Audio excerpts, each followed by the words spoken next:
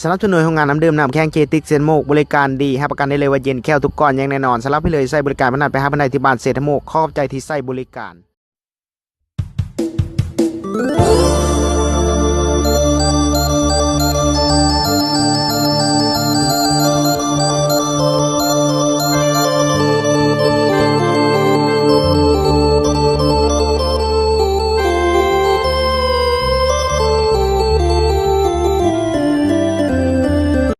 ร้านหน่อยเนาะ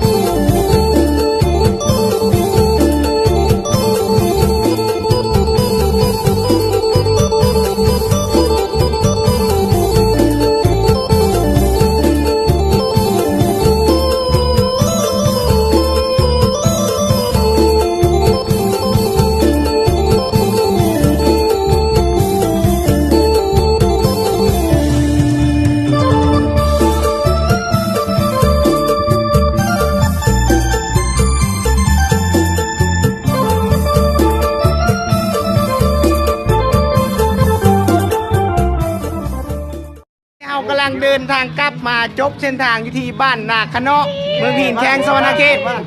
แล้วเลยก็ติดตามไปเด้อผู้เฒ่าไปทั้งเลยหมดแล้วหายตัวไปหมดแล้ว อ่า